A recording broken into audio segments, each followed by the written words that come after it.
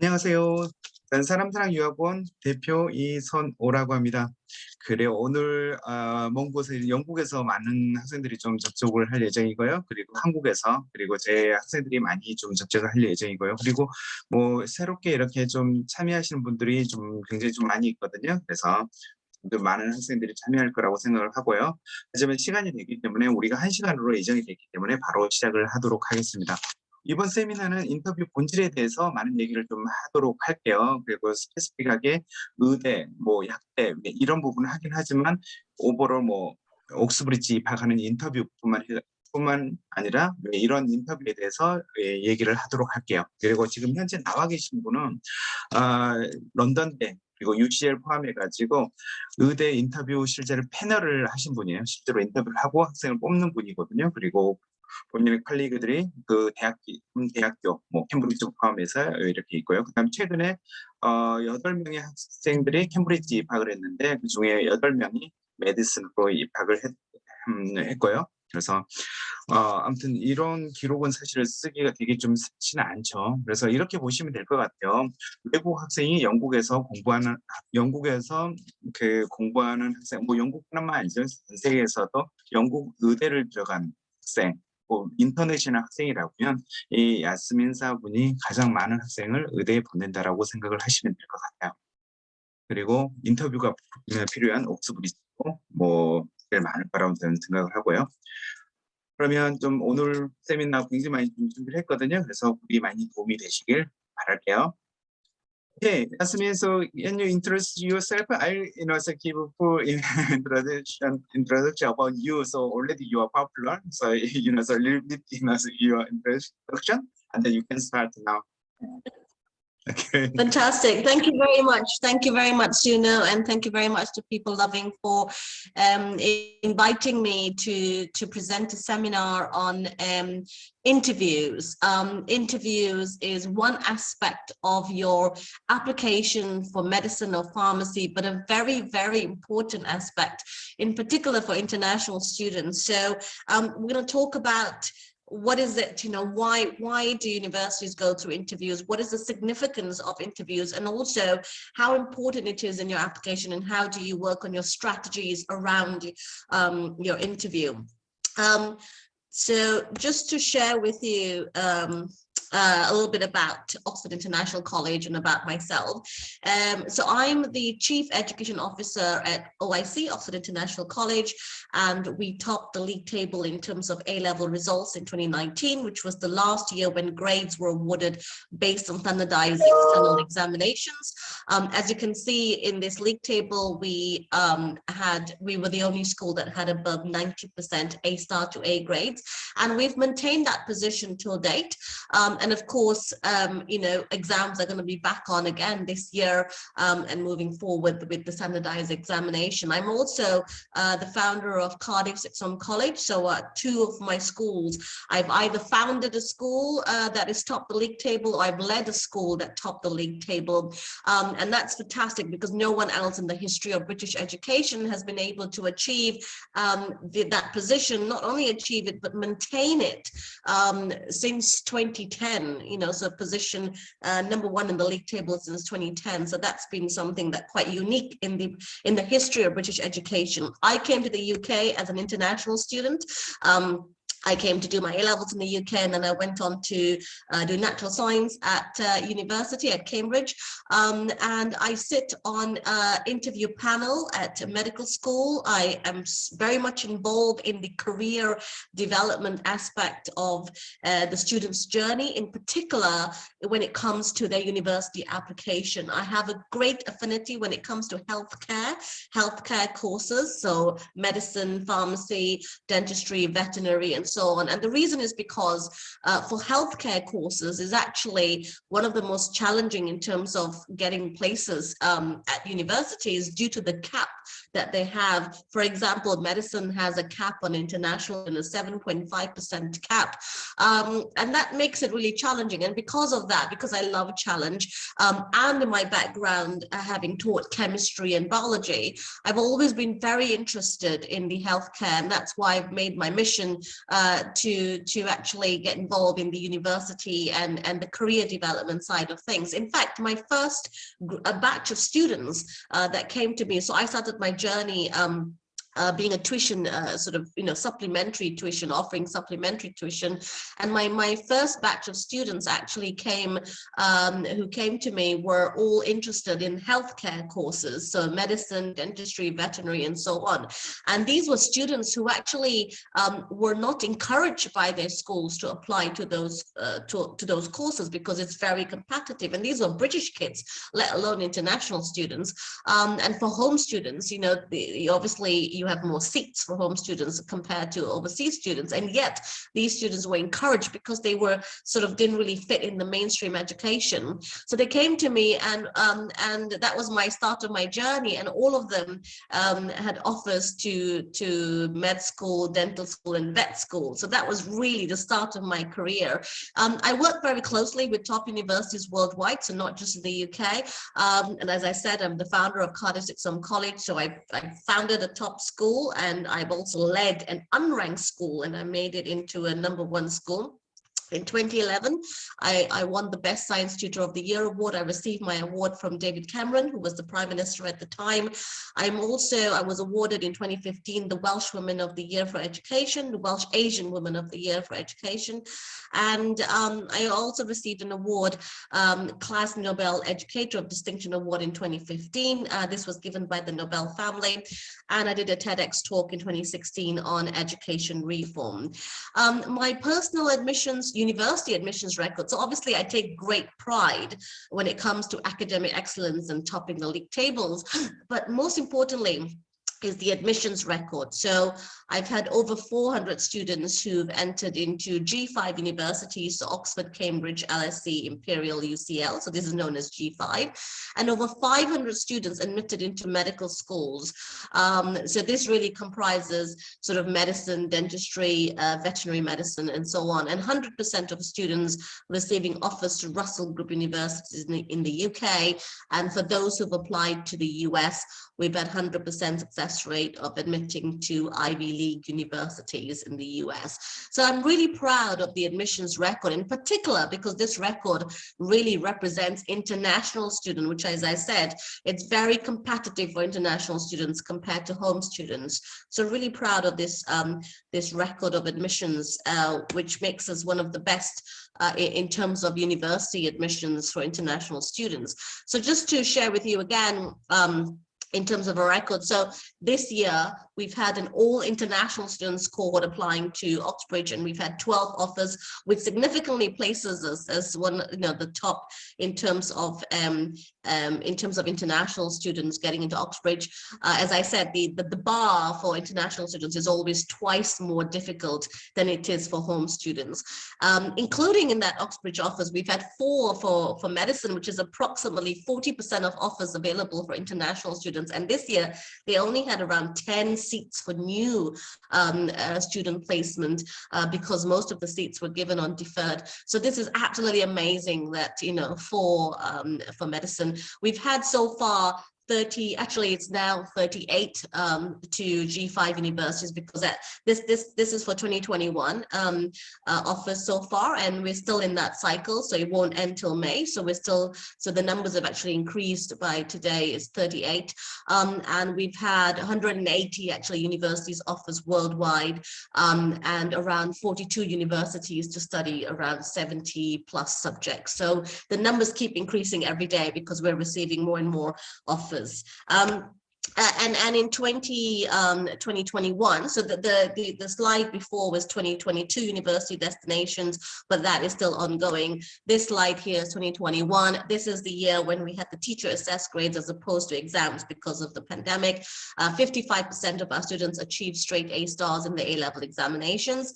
And then we've had top university destinations in order of the number of our students going to study there. And 2021, and I have to say 2021 and 2022 has been the most difficult years in terms of student placements at universities because of the pandemic. So we have this whole side effect of the domino effect of the pandemic. And I think that's something that is going to last for a few more years. But saying that, we're really pleased that despite the odds against, not only for international students, but combine that with the pandemic odds, it's been absolutely amazing that our students are getting into their choices of universities for very competitive courses. And in 2020, we've had 50% success rate to Oxford, 58% success rate to G5 universities, Imperial 55% for non-medicine and 14% for medicine. And again, it's very important to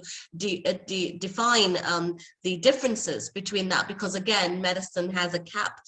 So we're very pleased that we've been able to get these top success rate for very competitive courses. UCL 85% non-medicine, 24% medicine, 63% at LSE. LSE, of course, does not offer healthcare courses.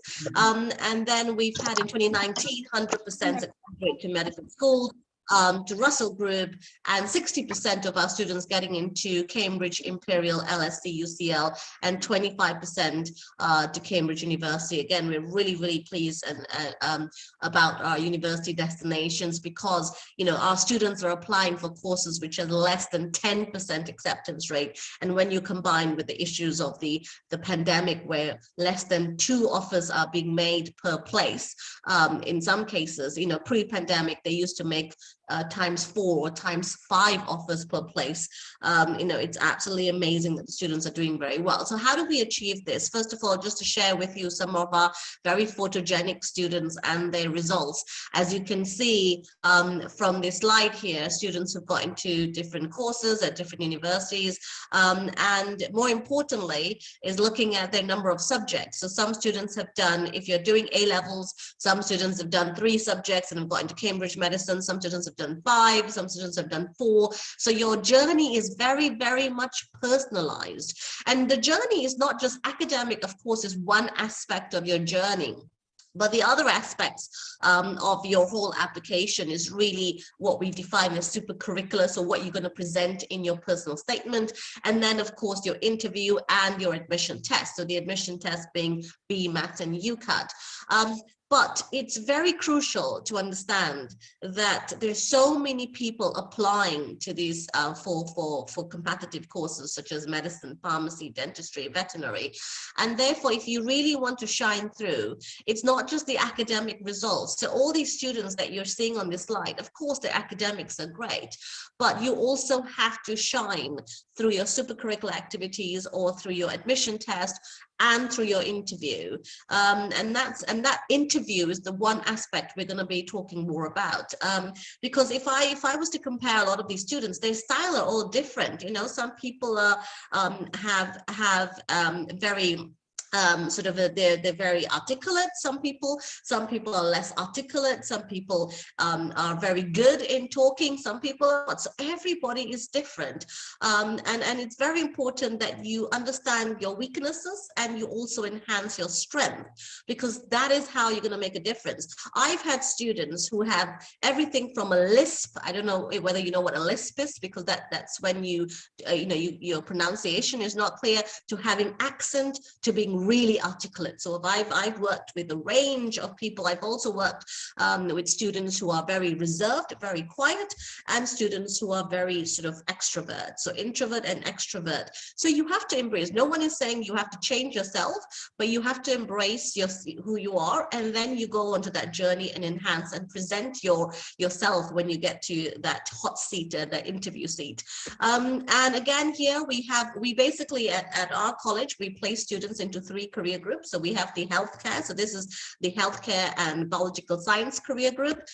This is the physical science and mathematics group. So this is where students would be applying to computer science, engineering, mathematics, and so on. And again, their journey would also involve that supercurricular element, the personal statement, the admission test, and the interview.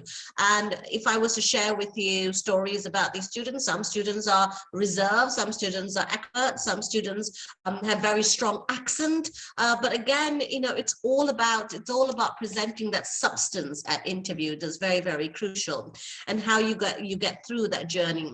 Again, you can see everyone's journey is very much personalized, the number of subjects you do, and then how you present that. So some students are doing 5 subjects, some students are doing 4 subjects, some students are doing EPQ, extended project qualification, and some students are not. Again, it really depends on your personalized journey. So just because, you know, someone else got into Cambridge, someone else got into medical school, someone else got into pharmacy school, and, you know, you cannot just follow other people's journey. It's very important to have a personalized journey, because everyone is different. So for example, in this slide, I have students who, like Peldon, who was an average student in his school, and he wasn't a top student, and yet he's studying Cambridge at Computer Science. And again, the same here.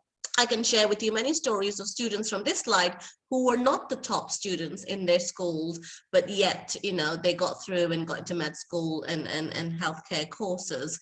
So it really depends on your own individual journey. And then the third career group is where we have the broadest career group, is the commerce and humanities. This is where students will be applying for economics, law, PPE, global business, you know, this whole range of courses and careers, psychology. And again, you can see students are applying with different set of number of subjects at A level. Some students on this slide have done GCSE, some students haven't done GCSE, some students have applied with their national qualification, pre-A level qualification. Some students have applied with their GCSE, or some students have applied with high school transcript. So again, it's a very, very personalized journey. And in Korea, in South Korea, I know that you have, you know, you're either doing your IGCSEs, or you could be doing your MYP, or you could be doing national curriculum following the Korean high school transcript. Again, everyone's journey is going to be sort of similar. We've had many South Korean students who've got into various different courses, including obviously the healthcare courses, with all sorts of different academic backgrounds. You know, we've had US transcripts, we've had MYP, we have had IGCSEs or GCSEs, and then of course the Korean national high school transcripts as well.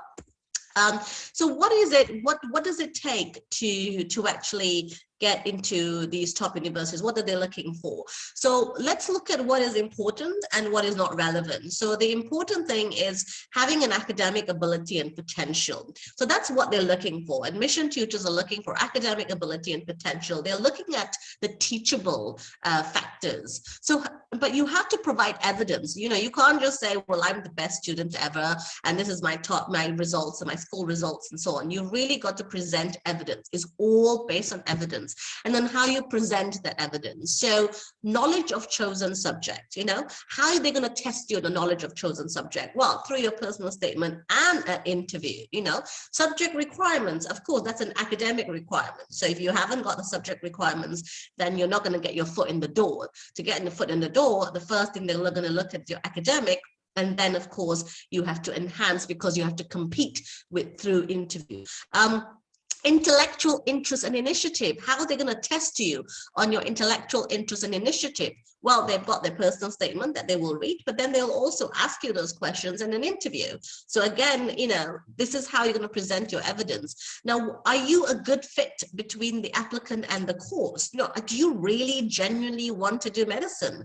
And that is, you know, or pharmacy, and that is key. And not just learning an answer, because obviously admission tutors are aware. I sit on interview panels, and a lot of people come in rehearsed, really trained in terms of why medicine, you know, but they don't ask, sometimes they don't ask just straightforward why medicine. Sometimes they could ask things like, well, you know, why not nurse? Why do, you know, if you want to help people, why not become a nurse or a social worker?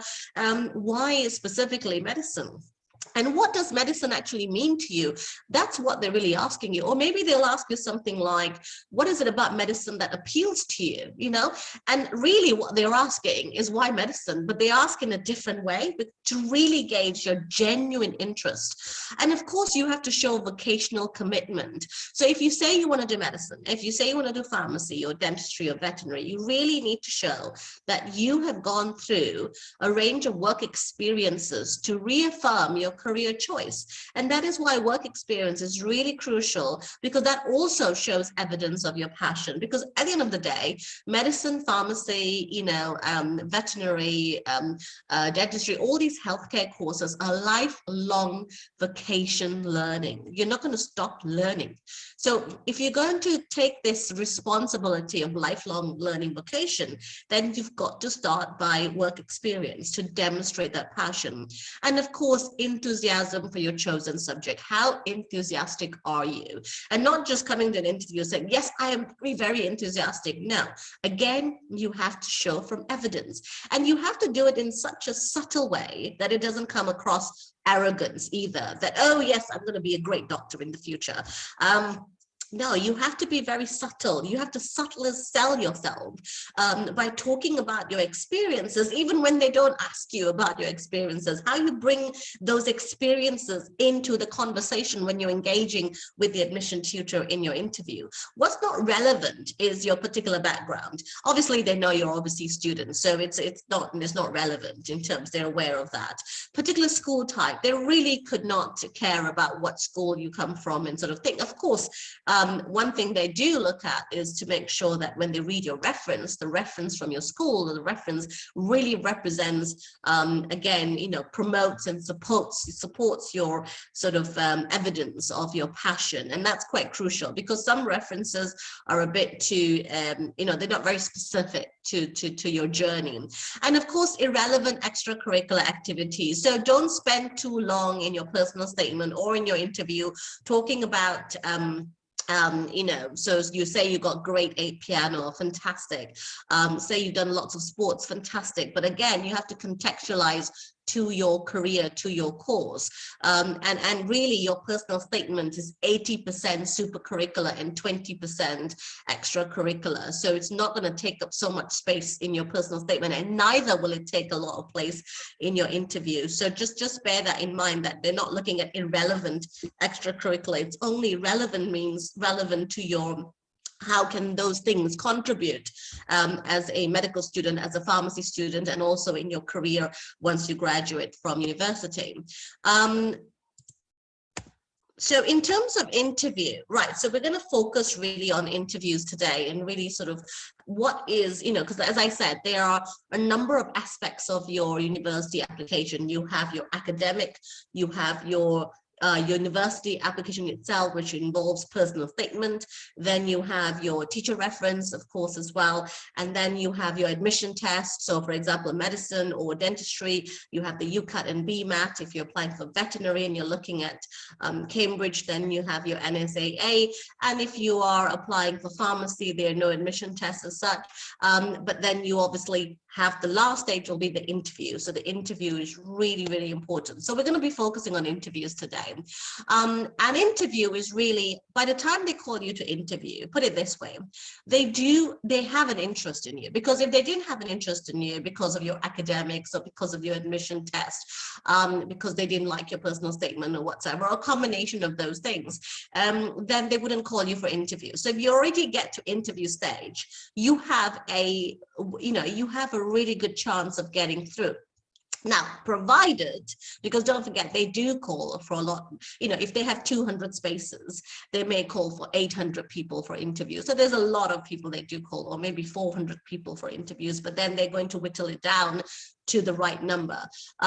So it's really important to shine in the interview. This is their moment to really demonstrate your genuine passion to them. And if they really like you, and I've sit on many interview panels, and I can tell you that if it comes across a student that they really like, then they will have that, because normally we have a sheet we have to fill in, and you have sort of like different levels, you know, you have sort of not, maybe sort of not accepted, or it could could be satisfactory, average, satisfactory. Then you've got like excellent, and you also have outstanding level as well. So you really, this is the moment you want to shine to get to that excellent or outstanding levels. So what are interviews really? Why do they interview you? So it's really where the admission tutors get to know more about you, and it's really about engaging with you. They really want to know you as a person.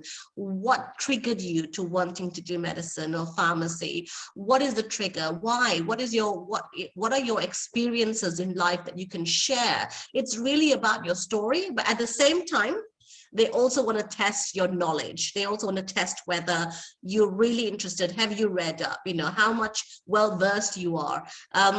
So it's really an academic discussions and a problem-solving scenario. They're basically looking at how different things could happen. So, for example, they could, you know, I was in an interview at one of the top medical school, and one of the questions was asked to a very, very bright young girl who had fantastic academic results throughout. And she was asked, what would you do if you were called to hospital in an emergency, but you're also running a clinic at the same time? So you have around 15 patients waiting for you outside, and you're called to the hospital. What would you do? And her answer was that she would make her patients wait, and she would go off to the to attend to the medical emergency at the hospital.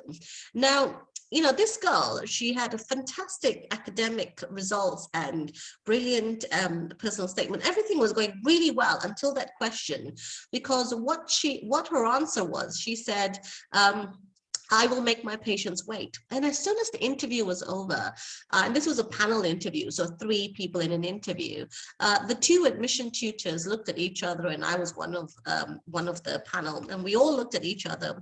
And one of the admission tutors said, well, you know, she's just come across as a control freak. You know, does she really want to do medicine?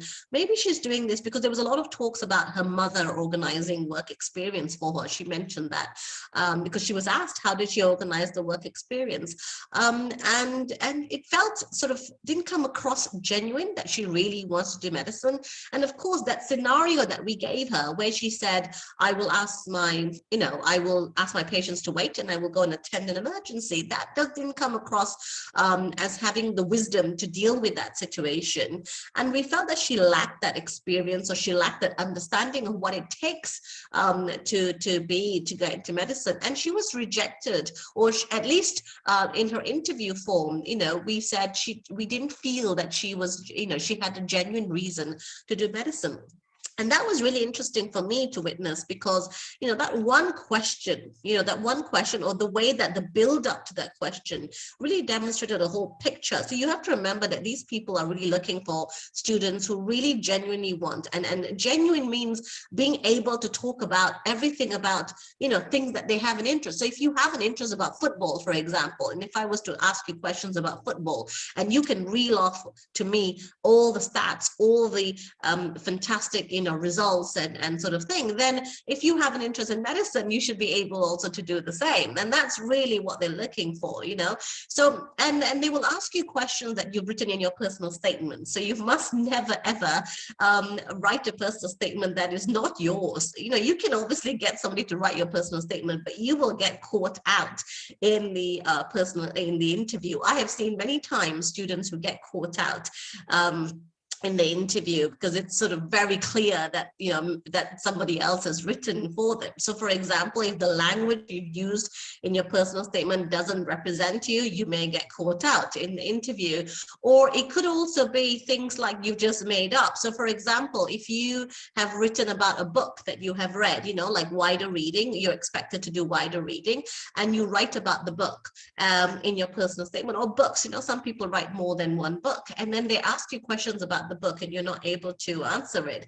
That's again, you know, going to be a problem. Or even things like saying you've done origami, you know, as extracurricular. You never know that, and you haven't done origami. You never know that the interviewer who is asking you questions may ask you, oh, could you do an origami for me? Could you build something for me, you know?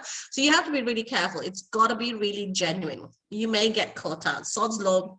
you may get caught out. So very important to make sure that before you go in for your interview, you read your personal statement again. But more importantly, when you're writing your personal statement, the building blocks leading to your personal statement are all genuine. So things like wider reading, work experience, voluntary work, because when you're in an interview, and because those things are genuine and your own reflection, you're able to talk about it more freely, and it comes across as you are well-brained rather than well-trained, you know. So that's why reflection is key. And of course, in an interview, they can also give you an article. So for example, I've had students recently who went into an interview at Queen Mary. They were given an article before they come.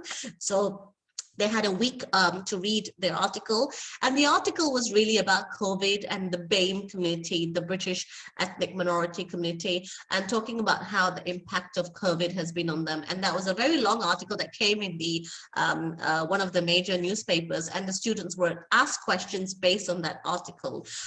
So they could give you a map, they can give you a graph, they can give you a specimen. So different universities obviously have their own sort of way of testing, and but this is very normal to give you prompt material. Sometimes they can give you an X-ray and ask you to talk about it.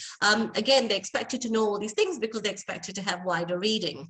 And of course, your body language is very important, you know, as well. But what you wear to a certain extent, and handshake, and relatively informal, but I would say that actually having the right eye contact and handshake is, you know, especially if it's in person. If it's online, then it's different. Online is even nowadays, a lot of the interviews, well, the last 2 years, the interviews has been online.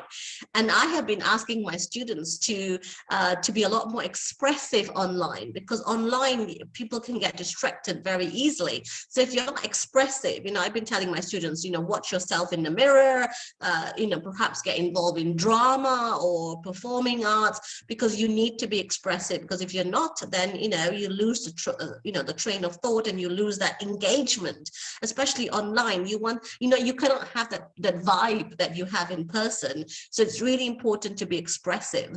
But if you're in person, then eye contact, handshake. So if you're in a panel interview and there are 3 people in a panel interview, it's really important that you do look at the person who's asking you questions, but also look around the room as well, because you have 2 other people sitting there as well. So it's really important to be able to demonstrate that sort of, you know, just looking around, that hand eye shake, that eye. And you don't have to be somebody who is loud, or you can be an introvert. You know, it doesn't mean that an extrovert is going to do better, because an extrovert can go in and speak very well, but has no substance, as in, you know, they may not have any knowledge about what they're saying. So sometimes it's not about, you know, being loud. It's more about having the substance, but also having the right confidence. And confidence is contagious. Confidence is contagious, but there has to be right confidence with substance. But therefore, it's very important that you build up to that. That means you must have the right building block to have the confidence.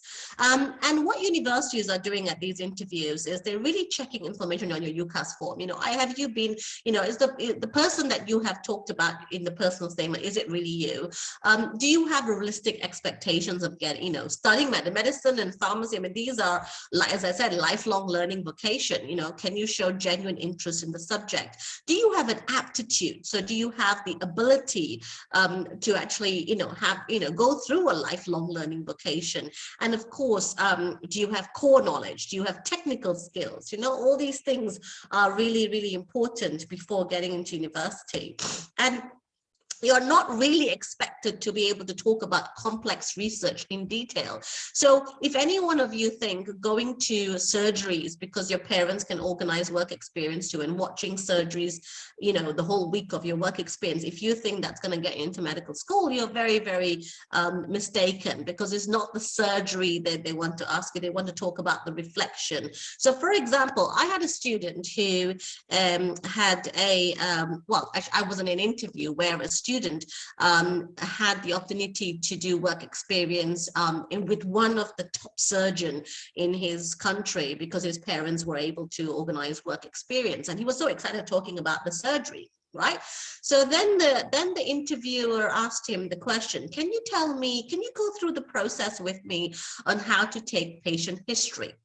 And patient history is normally taken, sometimes it's taken by doctors, sometimes it's taken by nurses, depending on sort of which country you work in, right? But he was just asked the question, can you tell me about how to take a patient history?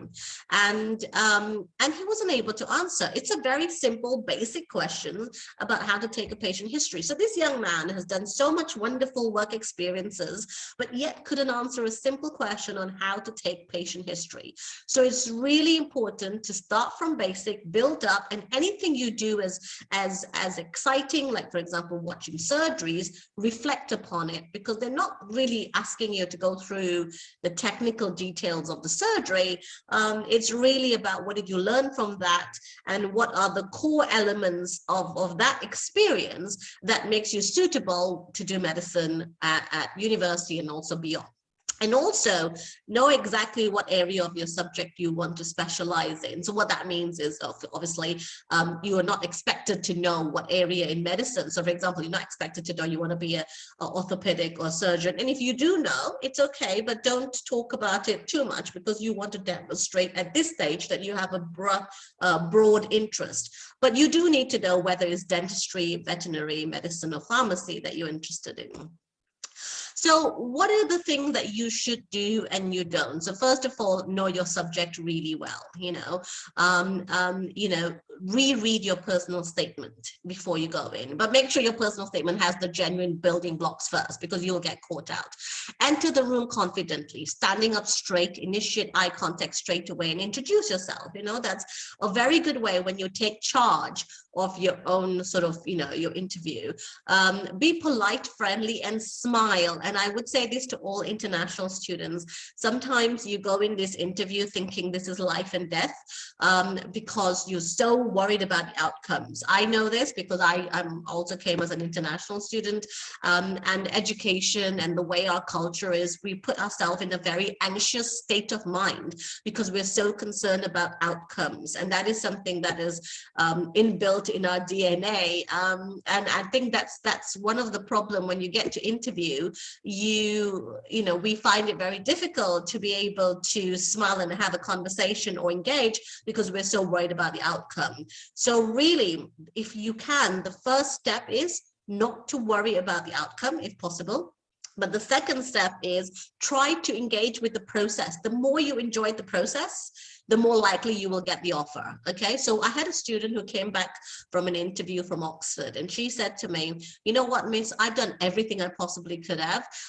You've done everything for me. My parents have done everything. And I really enjoyed the process. It was great to meet these interviewers and go through this sort of process. And if I don't get in, it's okay, because it was a fantastic journey. She did get in, but the beautiful part is that she took it as a journey, as a process. So I know it's easier said than done because you are sitting in that hot seat, but if you can, try to, and one way to try to sort of ease your nerves is really smile as like the best way. So if you just smile, it's like you just engage so much better. Maintain eye contact to all interviewers, so not just the person who asked the question. Look interested, ask questions as well as answering. You are given an opportunity to ask a question at the end, so do take the opportunity, but don't ask something like, oh, so tell me about the social events in your university. I mean, they don't know. Okay, they're teachers within the faculty, not university central management. So don't ask questions like that. Don't ask questions about the city as well, because they might just be very new, but you could look up research that the universities are doing. So for example, if you were to apply to Liverpool, for example, there's a tropical medical research center. Look at the research they're doing. Look at UCL has the photobeam research center. Look at those research, so maybe you want to talk about the research, or maybe you want to talk about, so for example, in Queen Mary, they have a lot of research that you do on the Asian communities, again, talk about what is the latest development.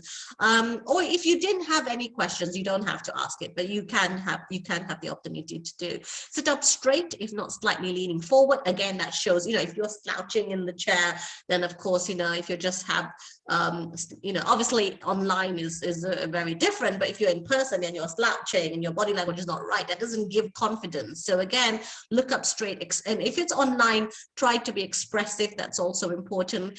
Ask if you don't understand a question. Don't guess if you want to ask them to repeat the question. But of course, as international students, you don't want to be asking them to rephrase the question often, because again, evidence of English language is very important too. And dress. I mean, I would say clothing is less important when it's an interview, but if you want to make an impression, then of course, be smart, but don't be too smart, because, you want to have a balance, because sometimes people come in really like with jacket and suit and tie and everything, and you don't need to. You need to come across really comfortable, but just dress smart. I mean, don't go in with ripped jeans, basically, dress smart, look comfortable, because that gives you the confidence of being a professional student, Of course, don't cross your arms, because it makes you look reserved, confrontational. When I say don't ask stupid questions, obviously there's no such thing as a stupid question, but don't ask silly questions. Like, for example, as I said, don't ask things like, what's a social event in your university? They don't know that. Don't swear, of course, or even say anything negative. They're looking for positive young people.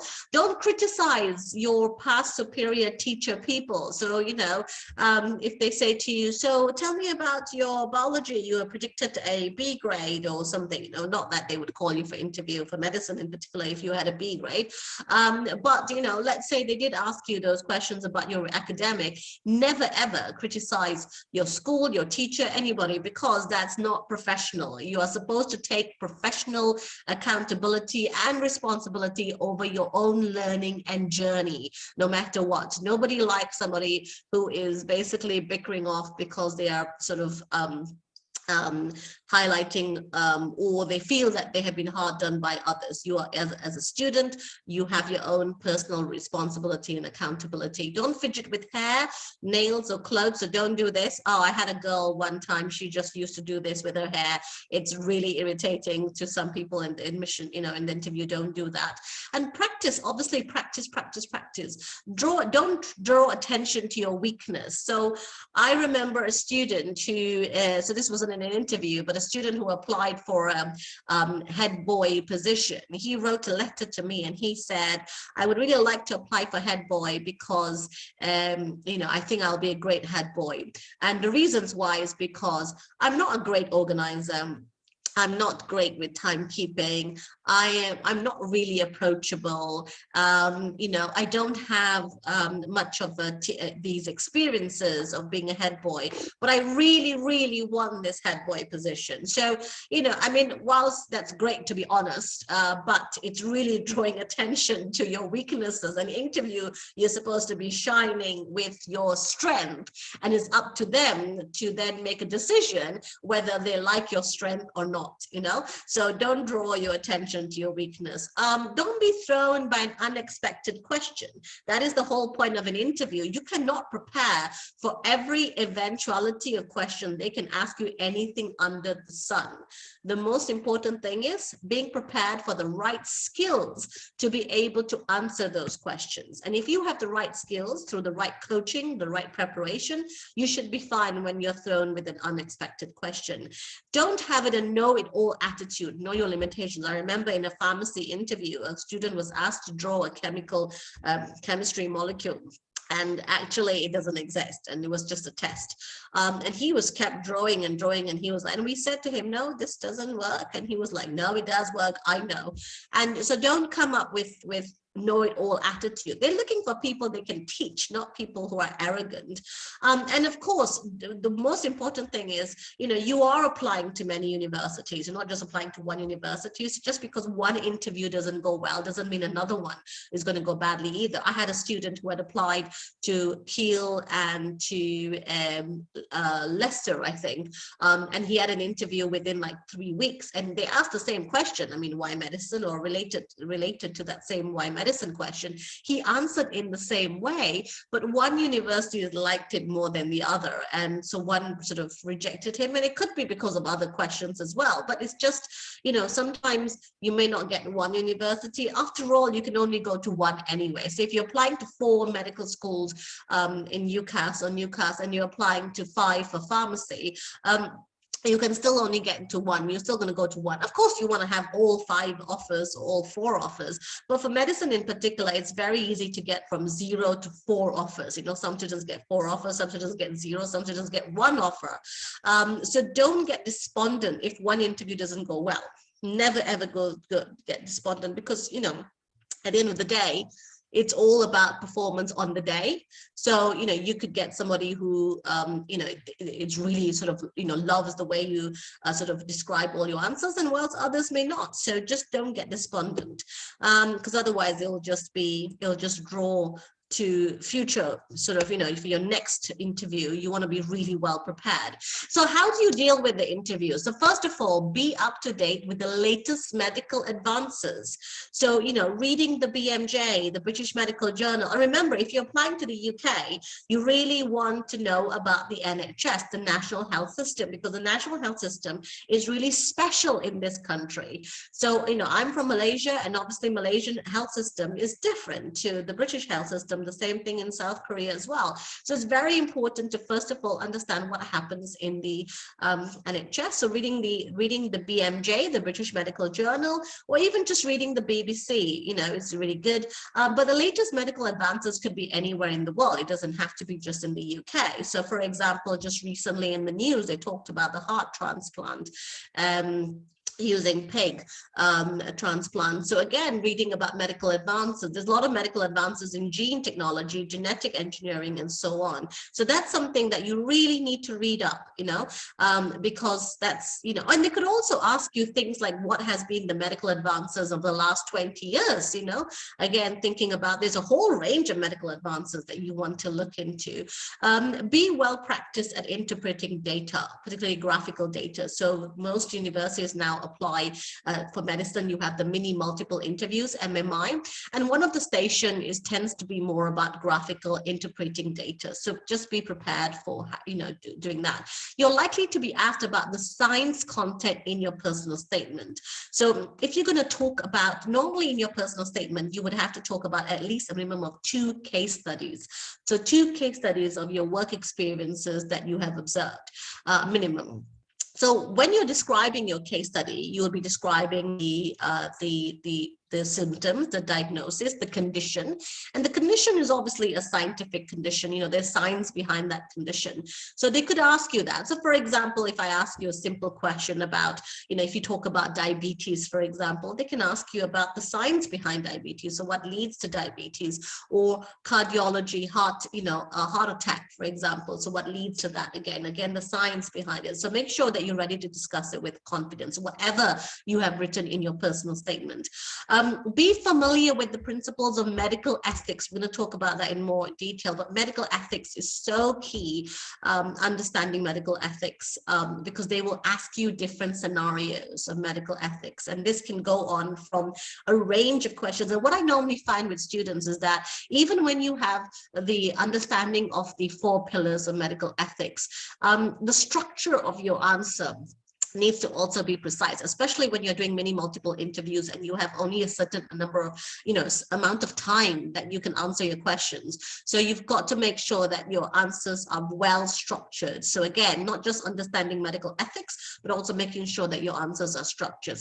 You're not expected to know exactly what area of medicine you want to specialize. If you do, that's fine. That's when you can talk about it. But there's no need, as I said before, please don't go into so much of that, because you want to show at this stage that you are still exploring and, you know, you have this breadth of interest. So you may have an interest in neurosurgery, that's fine. I have a student who has an interest in neuroscience and neurosurgery, and she's even written a book which is on Amazon, and it's fantastic. She wrote a book which was like for young people to understand about neuroscience, and that's okay. If you have an interest like that, you can write a book or publication, you can write blogs about it, but you want to also demonstrate that you have a breadth of interest. Make sure you thoroughly know the syllabus content. This is often overlooked, and students can get caught out on gaps in elementary knowledge. I mean, you know, the questions that they tend to ask around knowledge is things like, you should know if you're going to go into medicine or pharmacy. So for example, you know, diabetes, high blood pressure, you know, hypertension, cardiac arrest, you know, what are the diseases that affects the elderly, the aging population? Again, you know, so knowing the science behind that, you know, is very, very important. Now, what type of interviews are there? There are two types. So you have the panel interview and the multiple mini interviews. The panel interview, normally you would have 2 to 3 tutors. It's normally going to be around 40 minutes.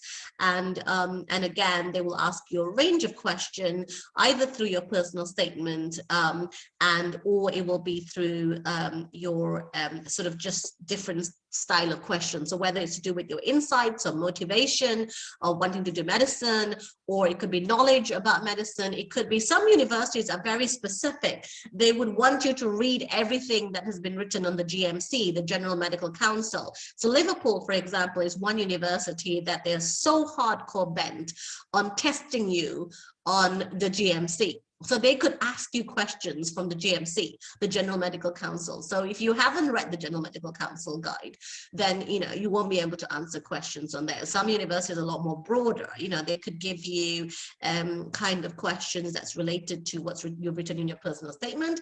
They can ask you questions, medical scenarios, medical ethical scenarios. They can ask you questions which is related to teamwork, empathy, you know, sort of work experiences. So there's a lot broader aspect there. They can also ask you about cases, you know, hot topics, what you call as medical hot topics as well. So vaccination has been a hot topic that been asked, lots of different type of questions about vaccinations, ranging from science to ethical impact to impact in the community, discussions. They could also ask you your opinions on, for example, you know, it could be a debate topic. It could be like, for example, should smokers be funded by the NHS? So they're asking your opinions on that. Or they can ask you more structured about medical ethics scenarios. Or it could be to do with, as I said, the medical hot topics, as I call them. And then you've got the mini multiple interview, which is like really like a mini speed dating style of interviews, which is approximately 7 to 10 minutes each station. Sometimes it's even less. It's like 4 minutes each station. And then you're presented with a scenario. Again, the scenario could be about work experience. It could be about teamwork, empathy. It could be, it's medical ethics is always about a scenario, basically. It could also be data interpretation. It can also be role play. Now, one of the things that I find with international students is role play is actually one of the weakest point in terms of how you deal with role play. The other day, I asked my student, and I had my son, I was giving her a mock interview, and I had my son as well with me, and I said to her, okay, explain to a child that is just about to be given vaccination. Explain about vaccination to a child. So I actually brought my son to pretend to listen. And the way she was explaining to my son, who is 8 years old at that time, she was just explaining to him as she was talking to an adult. You know, she was going through, and really what they're saying is you're going to explain to a child. So explain vaccination to a child. So how do you talk to a child? So that's why if you voluntary work with children, with elderly, and with the public, that it gives you that experience to be able to how you communicate with a child. And that's what you're going to use in a role play. There are also questions like, for example, you know, you were house sitting your neighbor's house and you broke the vase, and which was an heirloom. How will you tell your neighbor when they come back from their holiday? You know, how do you break that? And that's all down to how do you break bad news? Because that's one aspect, you know, how do you break bad news to your patients? So again, that's something that role play is very, very crucial. It's one of the, what could be one of the stations in the MMI. Now, so what will be tested in an MMI interview? So effectively, teamwork, how you can articulate your ideas in a group setting. Personal qualities such as empathy and compassion. Do you even understand what the meaning of empathy is? How is empathy different from sympathy? So they can ask you questions related to that. Critical thinking and problem solving. So they give you a scenario that you have to solve, and it could be a graphical question, or it could be a dosage question, mathematical question, and awareness of current medical issues and the latest medical advances. The current medical issues is very important. So for example, if they were to ask you what is the current public health campaign, and if you say, if they ask you current, and if you say something that's happened 5 years ago, then that's not current. So it's very important to demonstrate. So if I were you, my advice is check the news every day, morning, afternoon, evening. That's what I do. You know, I get up in the morning and look at the news, go to bed, look at the news, because there's always something that you can read about with medical issues. Communication skills is so important. How you demonstrate that communication skills in an interview. How do you speak? How do you engage? How do you have that energy and that passion that you can demonstrate to your interviews? And that communication skills is so, so crucial. So the more you can start preparing now, the better it is. And it, like I said, it's not your accent or whether you have lisp or whether you know, you are reserved or you are introvert or extrovert. It's really about communicating with clarity, and clarity of your knowledge. That is key, and that is something that comes with really good practice and ability to think on your feet again. So if you're so used to having a structured sort of content of learning before your exam, this is a very unstructured content of learning. So how do you make that unstructured content of learning be part of your reflection that you can then talk about in your interview?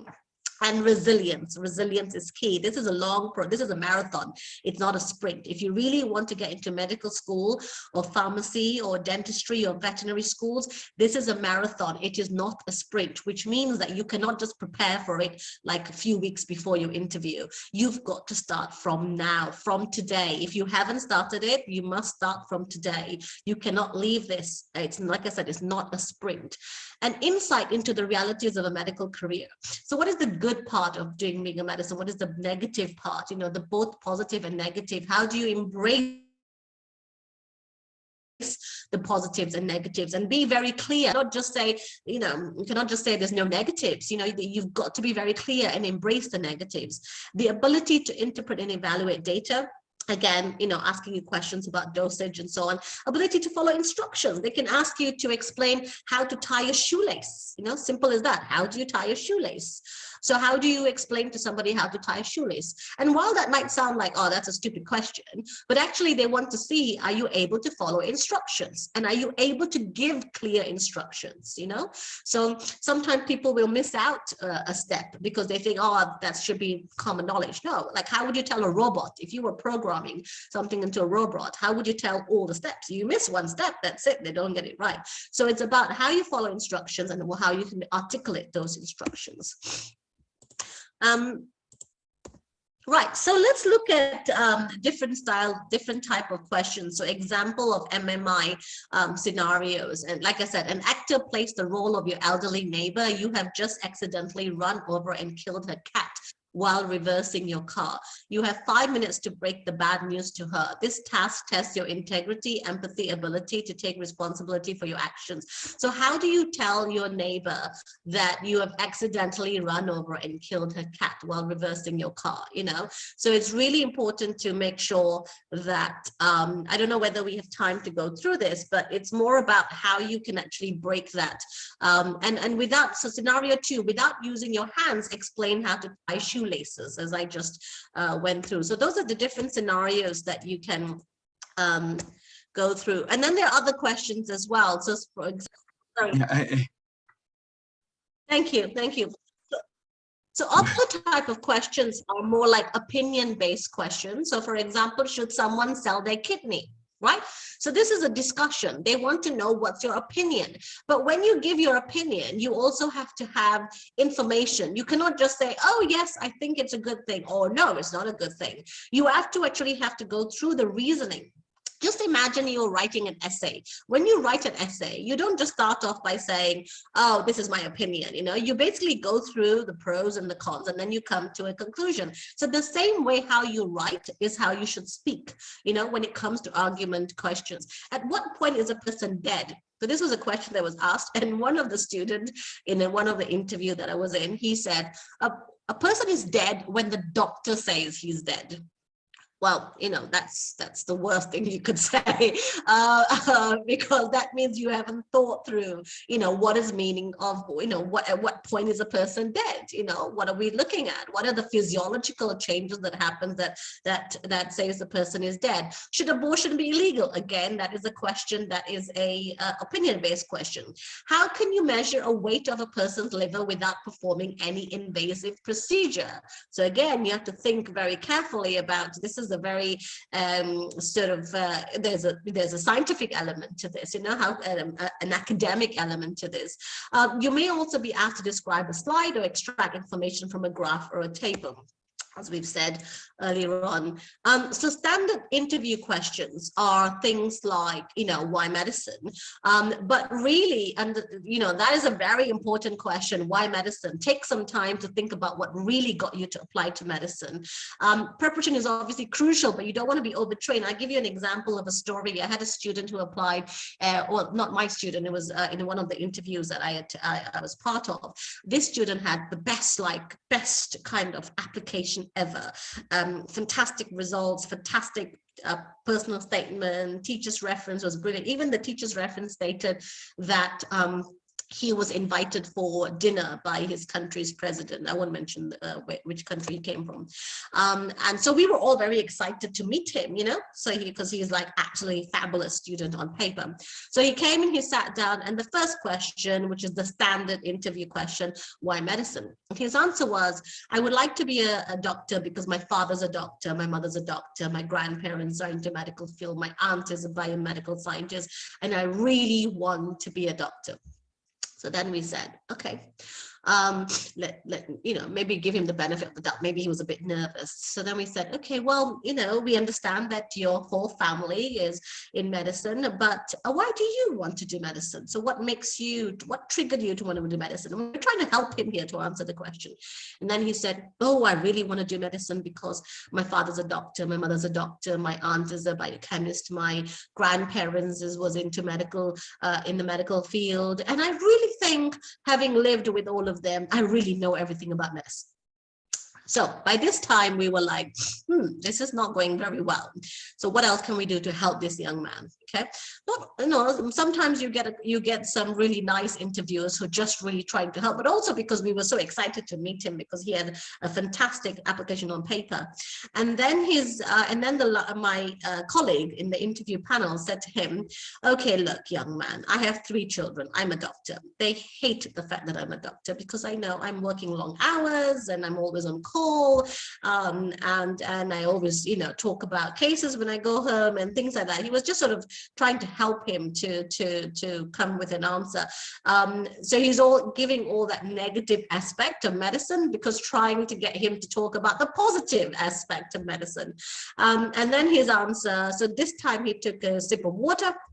And then he said, I really want to do medicine because my father's a doctor, my mother's a doctor, my aunt is biochemist, my grandparents are into the medical field. And then he added a few more relatives into his answer.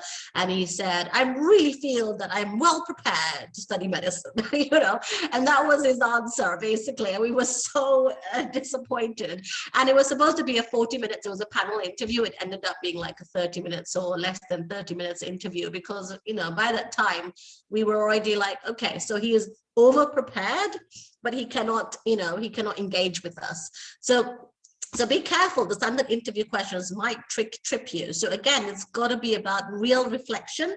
And that is why it's very important to start with the building blocks. You start with the building blocks. It's just like you go for exams for your, you don't go into exam just preparing it a month before. And you definitely don't go into the exams without having those building blocks. Otherwise, everybody can sit the exam without having any building block, right? So building block is in the regular preparation, if you're going for an exam for maths or chemistry or biology or physics or whatever subject, you will start from learning topic 1 to topic whatever, and then you go into exams, right? So the same thing with preparation for interview or personal statement. You need the building block, and then you submit it. When you do your submission on for a personal statement, that is your exam. When you go for your interview, that's your exam, but you have to do the building block. Work experience questions is all about quality over quantity. Now, it's important to have a variety of work experience, but as I said before, there's, if you can't get surgical work experience, don't worry about it. Even if you're working in a GP, but with a general practitioner, and you are doing reception work, there is so much value about reception work. And I tell you why, because they can ask you questions on informed consent and confidentiality, which is, very important in a medical interview. And that's where quality over quantity matters. And it's on what you learned, not what you've done. You can, I had a student, well, not my student, we had in one of the interviews I attended, there was one young man who talked about his experience. He was really good. He was fantastic. Actually, what happened that day was there was a girl who came before him. The girl was, you could tell that she didn't go to a private school. You could tell that she went to a state school, because she was very, kind of like very different to the boy who came in. The boy who came in, he wore jacket and tie and suit and really all, sort of thing. And you could see that he was well prepared and well sort of kind of like, he's had a lot of training, you could tell. This is why I'm saying don't overdress. So he came for his interview. He sat down again, everything was going so well. He was even reading of stats of dementia and stats on high blood pressure and how much it affects the ethnic minorities. It was like really going so well. And then he wrote in his personal statement about his work experience in Nepal, where he did this medical camp in Nepal. And one of the interviewers said to him, "Oh, so talk to me about your work experience in Nepal. Tell me, what did you do?" So then he said, "Oh, I helped doctors when they were I helped doctors in the camp, helping them when women were giving birth. I helped them in suturing patients. All very dramatized and exciting, kind of like, especially for a sixth form student." So he was talking through all his experiences, how he was helping the doctors, like really doing like medical stuff. And then the interviewer said to him, "Okay, so that's very exciting. It must be very exciting for you to take part in these things.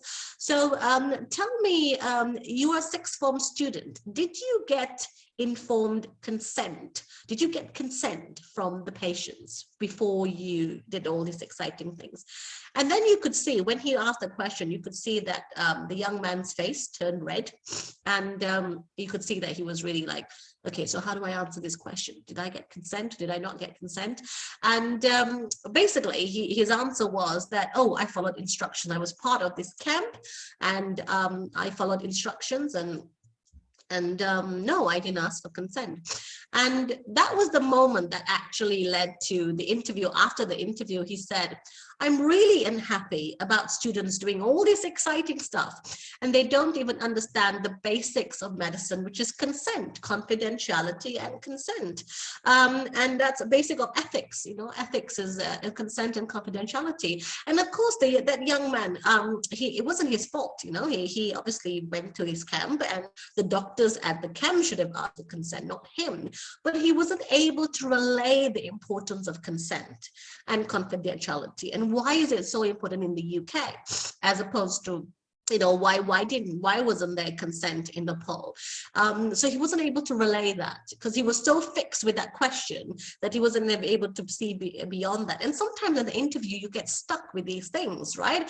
And actually, it's not because you did something wrong, but because you haven't done enough reflection of the key importance of what they're looking for in a medical interview. And that's why doing all these exciting things is great, but you have to reflect. Is very important. Reflection. Medical ethics questions. Now, medical ethics, they can ask you lots and lots of different scenarios, from things like, if you had a Jehovah Witness who do not, they believe that, they shouldn't have blood transfusion, how do you deal You know, how do you deal with the patient who comes in who does not want to have blood transfusion and is affecting their life? Or you could be dealing with scenarios, for example, a patient comes in and tells you that they're HIV positive, but they do not want to tell their partner. How do you deal with that situation? What would you do? They could ask questions that even to do with colleagues in the medical field. Like if you have a colleague who's drinking alcohol just before surgery, what do you do in that? So there's a lot of situational judgment, but also ethics as well. And there are 4 pillars of ethics that you really need to know well. And they could also be things related to children. Again, understanding the structure of how you answer that question is very, very important. And how do you develop an answer? It's very important that you keep track of time, because you know you don't want to, depending on the type of questions, again, structure is very important. Of course, answer the question, and if you don't know how to answer a question, then don't panic, try brainstorming. There is a way of doing this: answer, explain, develop, and link. If we have more time at another stage, I can go through this in more detail about how you develop an answer. Now, we've gone through the standard answer questions, but just to explain in terms of the medical ethics question, the 4 principles to guide your answers: non-maleficence, beneficence, patient autonomy, justice. Again, you have to understand what each one means and how you apply to each scenario, right? And then, of course, as well as this, you have to look at the core values for medicine. You know, what are the core values? Motivation, interest, insight into your own strengths and your weakness, ability to reflect, personal organization, academic ability, problem solving, dealing with uncertainty, managing risk, ability to take responsibility, conscientiousness, insight into your own health, effective communication, teamwork, ability to treat people with respect, resilience, empathy, honesty. So basically, all these core values you will have to demonstrate in an interview. How do you demonstrate the core interview? Through those experiences that you have done, and then using the experiences to answer questions that they may put you across to you to reflect whether do you have these core values. Because if you don't have these core values, medicine, pharmacy is not right for you, you know. So you want to be able to demonstrate these core values. And then, of course, in terms for pharmacy, there's also the 9 standards for pharmacy professionals: person-centered care, partnership, working, effective communication, professional knowledge and skills, professional judgment, professional behavior, confidentiality and privacy, speaking about concerns, and leading. Again, when you go into an interview, they want to be able to test whether do you have core values on these things. So the type of question that they ask and the answers they're looking for needs to be able to demonstrate that you can answer, you do have these core values. And the only way you can demonstrate is through those building blocks, and then reflecting, and then being able to present it at your interview. So examples, if anyone is looking to apply for Oxbridge, then there are obviously different type of questions in Oxbridge. Just to give you some examples of questions for different courses, so to give you an example of abstract style of questions. I give you £100, you must offer part of it to someone. If they reject the offer, you get nothing. How much do you offer? That's economics. How hot does the air have to be in a hot air balloon if I want to use it to lift an elephant? Material science, but also it can be asked in medicine as well. What does it mean to take another's car? Law. Which person in the past would you most like to interview, and why? History. How many grains of sand are there in the world? Physics. But it could also be a medical question. What is the point of using NHS money to keep all people alive? Medicine. Does a snail have a consciousness? Experimental psychology. It can also be for medicine. So if you notice, for Oxbridge is a very scientific background questions. So it's very different from other universities for medicine. Oxbridge does not have pharmacy course, but it does have veterinary medicine, and it doesn't have dentistry, but they're very specific to science questions, as opposed to the other type of questions, which is more about your sort of much broader, you know, there's the medical ethical scenarios and all that. They don't tend to do that in Oxbridge, and it's because in Oxbridge you don't have those clinical experiences until the 3rd year or 4th year. Whereas in other universities, you know, for medicine or vet or dentistry, you get clinical experience straight away. But Oxbridge, for veterinary and medicine, there's very little clinical experiences until much later. So they focus more on the theoretical aspect, the scientific background. So if you are more interested in the science aspect, then obviously if you're academically good, because Oxbridge is very, very competitive, then you could apply to Oxbridge. But if you want that clinical experience, then of course, the other universities will be a lot better. So for example, Cardiff Medicine, if you were to go to Cardiff Medicine, you would have a clinical experience straight away from the first week, in the first year, whereas in Oxbridge, you have to wait until the third or the fourth year. So that's just to share with you. Also, they could ask you questions like they could give you a graph, as we said about before. So if they give you this graph and they were to summarize the graph, what defines a mammal? What do the deviations of the line show? Can brain size relative to body size tell us anything about intelligence? Are there any flaws in the study? What body weight does the dog have? Again, they ask you a question which is not necessarily in your textbook, but they expect you. I mean, the first three questions: summarize the graph, what defines a mammal, what do the deviations from the line show? That should be straightforward.